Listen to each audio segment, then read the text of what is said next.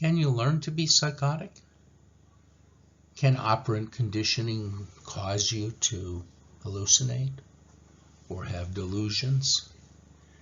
Well, operant conditioning can change a lot of things. And people from a behavioral perspective once believed that they caused everything. But in fact, the evidence is that's probably not true.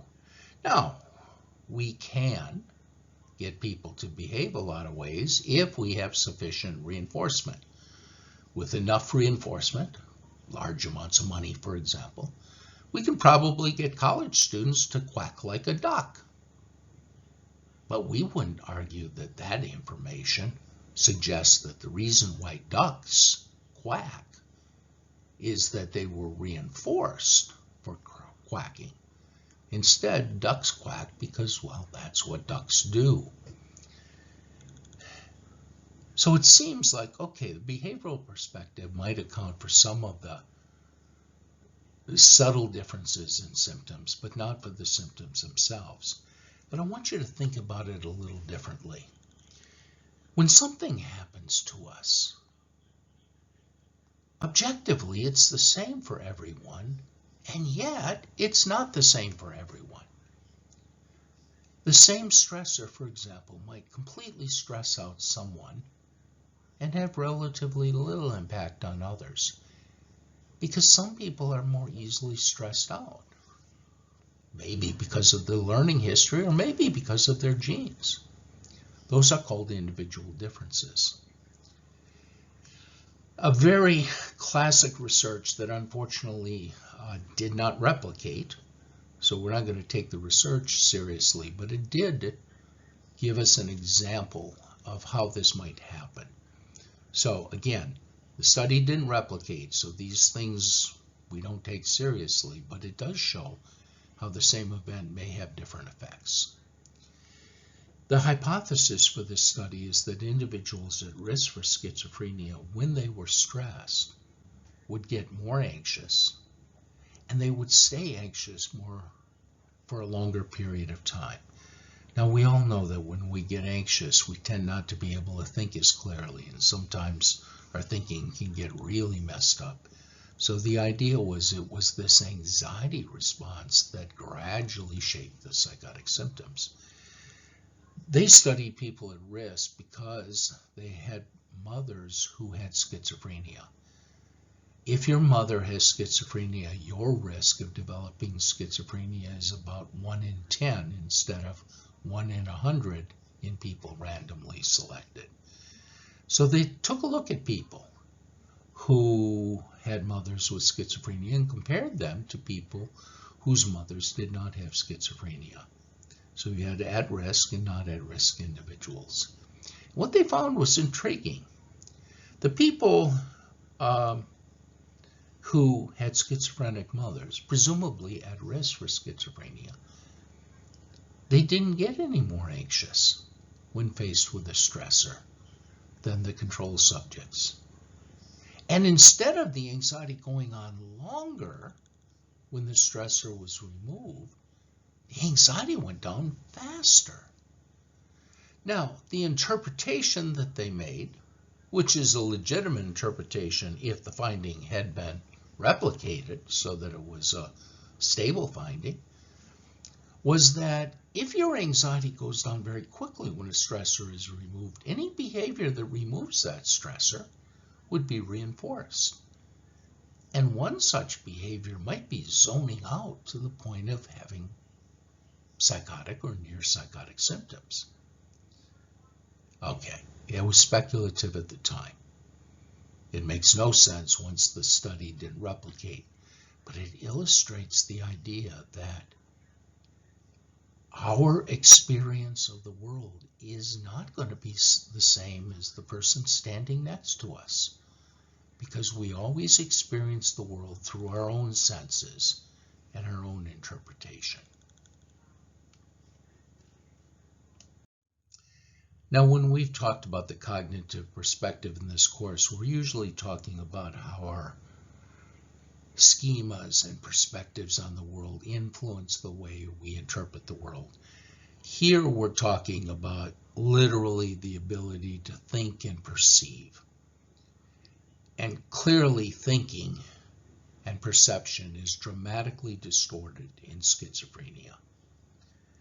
We can tell you, based on literally thousands of research studies done over 75 years, the subtle differences in the way people with schizophrenia think and perceive compared to other people.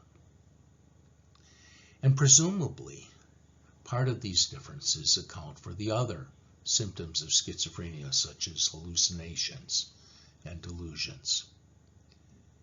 But we don't know where they come from. To date, all of our efforts to describe in detail the thought problems found in schizophrenia have not given us insight into what causes schizophrenia.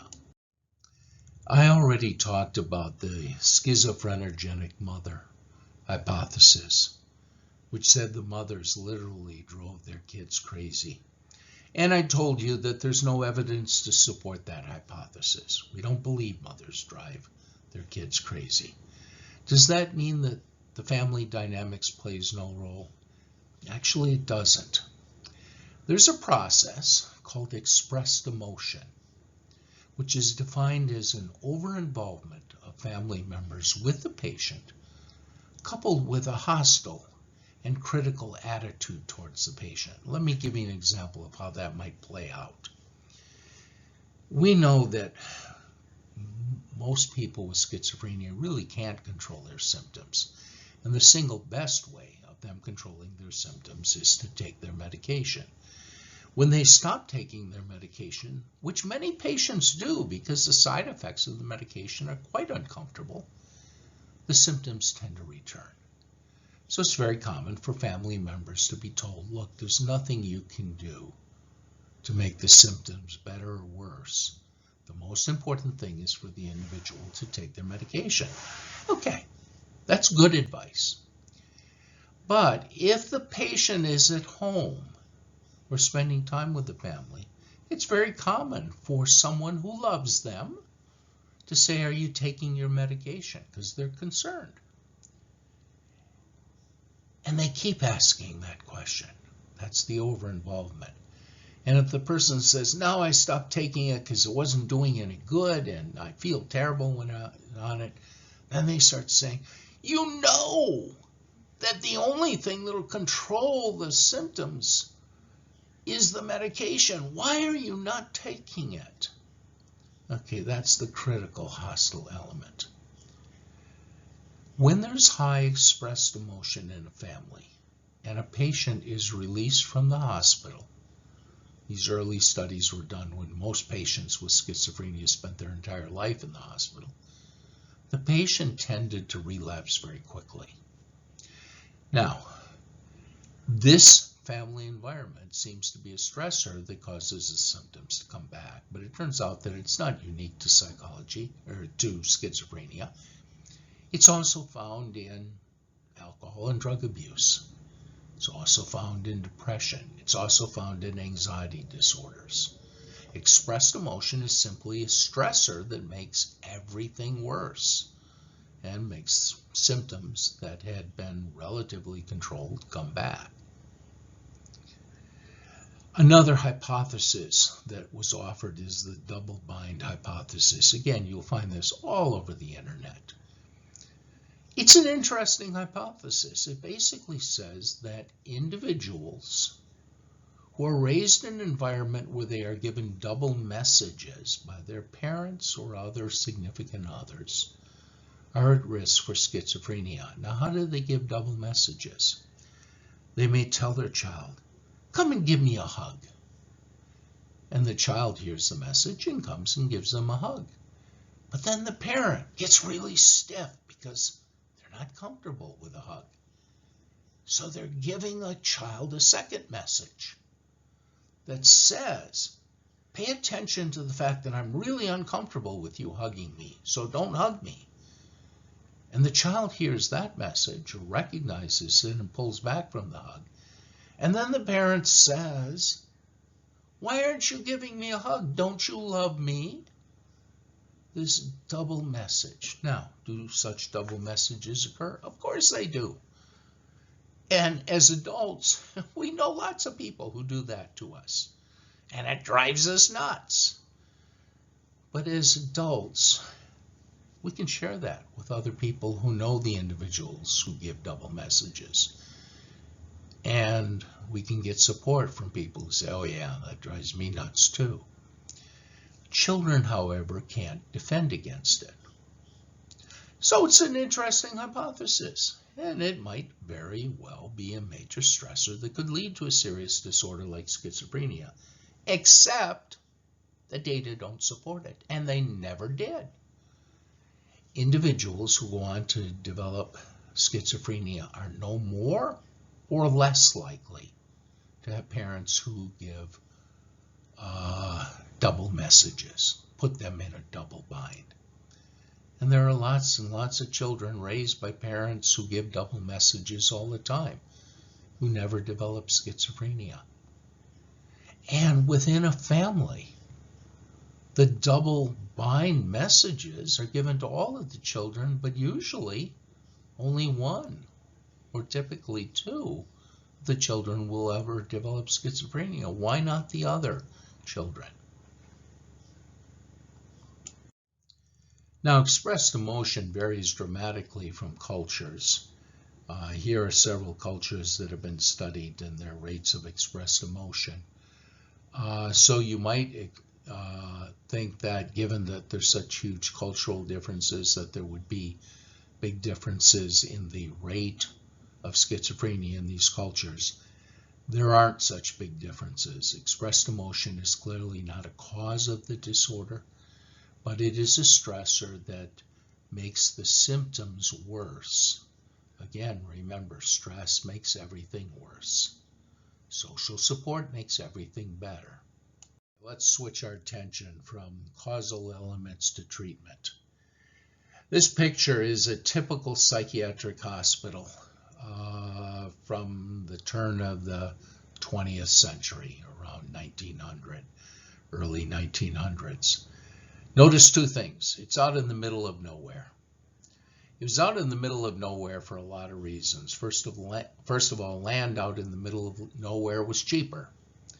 Secondly, most psychiatric hospitals had such limited budgets that if you didn't have a farm associated with the psychiatric hospital, there was no money to buy food. So to feed the patients often worked on accompanying farms. Third, a lot of the hospitals were built out there ostensibly because there was less stress out in the middle of nowhere compared to a city. But in reality, everyone sort of knew that what they really wanted to do is take individuals who were psychotic, who made other people nervous, and put them out of sight, out of mind. Now, at the time, hospitals were little more than warehouses for people with schizophrenia because we had no way of treating people with this disorder. We had no medications at that time, and normal psychological treatments were clearly ineffective. And because most people with schizophrenia would show the symptoms sometime between, say, 18 and 30, and then typically spend the rest of their natural life in a psychiatric hospital, most of the hospital beds in this country were filled by people with that diagnosis. In fact, about half of the hospital beds were. Now, it wasn't that there were so many people with schizophrenia, but if one person spends 60 years or 50 years in the hospital, that fills a bed for 50 or 60 years, and that same bed in a normal hospital might have people with appendicitis and broken bones and pregnancy and a variety of things, all of whom only stayed for a matter of days or weeks. In 1955, just over 600,000 beds were filled by people with the diagnosis of schizophrenia. You may remember from earlier in this course, right now that number is around 30,000, even though the population has tripled in size.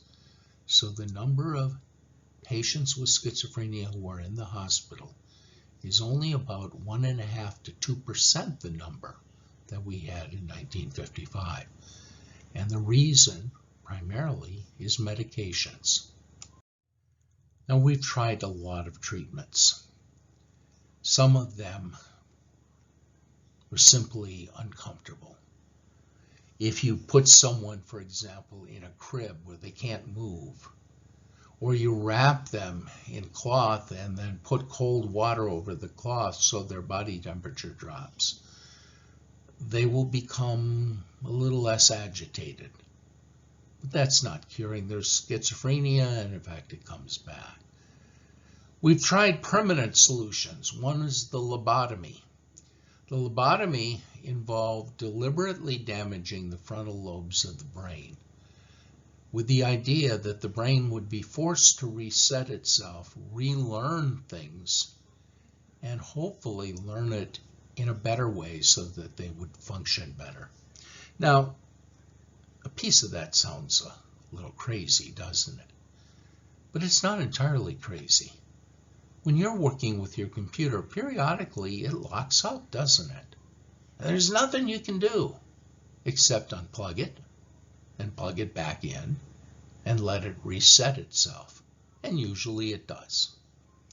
So it's the same general concept with the human brain, except the brain's more complicated than your computer is. Now, the original lobotomies were conducted by drilling holes on either side of the forehead, putting a scalpel in and destroying, literally, on a kind of random basis, various parts of the frontal lobes. The frontal lobes, you may remember, are called the executive center of the brain. It's what controls activity. So you would have to learn new ways of controlling activities. Later on, they could avoid the drilling of holes by using drugs to relax the muscles that move the eye, which allows the eyeball to pop out of the socket so you could drill a hole inside the eye socket and get into the brain without leaving a scar that people would see. But the damage to the frontal lobes was the same.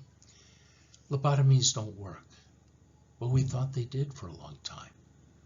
How could we think they did? Well, two reasons. One, we didn't do carefully controlled studies, so we didn't have really good data. And two, we see what we expect to see. That's called an expectancy effect. We talked about it very early in the course. It's one of the reasons why we need objective measures when we do scientific research. And because we didn't do scientific research, it took a long time before we realized that lobotomies were not a good choice. Early hospitals started out as asylums, which were essentially places to give people with psychotic disorders a respite from the world. But they gradually got crowded, and then very crowded, and they became little more than warehouses. And in order to be able to take care of the people at all, you had to regiment everything. So you had a problem with the hospitals creating institutionalized individuals. That's not good for anyone, especially people with psychosis. So the idea of milieu therapy was to enrich the environment, to have the people more actively involved in things, to have them doing things that were meaningful because it made them feel better. It didn't make the symptoms go away, but it tended to control them a bit. It was actually a throwback to an earlier era. Around 1900, patients in psychiatric hospitals had to do meaningful work because you had to grow the food or raise the animals that you were going to eat. But once they started having a supply of money, basically they stopped having patients do that. And as a consequence, the patients did worse. A behavioral approach to the treatment of schizophrenia is called token economies, and it works this way. You define what behaviors you want to see in the patient, and when they engage in those behaviors, you reward them. It's just like in school when you give a gold star to a child who does good on a project. You reward them typically with tokens that they can spend on things that they want. You may also take away tokens if they don't do things that you want them to do. But mostly you'll focus on giving them tokens for doing desired behaviors. Now that might be making their bed, or it might be not talking to their hallucinatory voices. Does it work? Yeah, it does. People will do things to earn tokens, just like you will do things to earn a salary. Does it stop the psychotic symptoms? No, it does not. But you can get people with psychotic symptoms to not show the psychotic symptoms because they can earn tokens. Now, what good is that? If you're psychotic, if you're hearing voices, you can still hold certain jobs. But if you start talking back to the voices, the people around you are going to get really anxious. And they'll want you gone. And so you lose your job. So the advantage of being able to control the symptoms, not get rid of them, but control them, not show people that you have them, is the difference between being able to have a job and therefore have a better life or not. I mentioned earlier that drugs changed everything. Prior to drugs, some patients got better and some patients got worse. But about half the patients would typically get worse, and only a quarter would get better. But with the first drugs introduced in the mid-1950s, called neuroleptics, almost none of the patients got worse when they were taking the drugs, and instead of a quarter of them getting better, 3/4 got better, which eventually led to a dramatic decrease in the number of patients requiring 24/7 hospitalization. The drugs often helped dramatically and allowed us to have many fewer patients in hospitals 24/7. But they were not panaceas, they were not cures, and many of them had very serious side effects, including Parkinson's-like symptoms, tardive dyskinesia, which is a permanent motor movement disorder that results after being on the drugs for 20 or 25 years. And a few patients would experience extreme motor restlessness. They just literally want to crawl out of their skin, called akathisia. Fortunately, that's a relatively small number, and those individuals just simply couldn't tolerate the medication.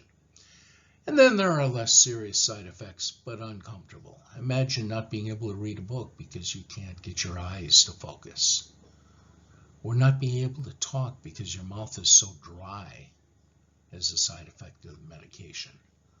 All of those were common side effects, and they were the reason why many patients stopped taking the medication. They weren't the only reason. The other reason was that most patients did not have insight. They didn't know that they were psychotic, so they didn't see that the medications were helping their psychotic symptoms. They were well aware that the medications were producing these negative side effects, and so they often stopped taking the medications.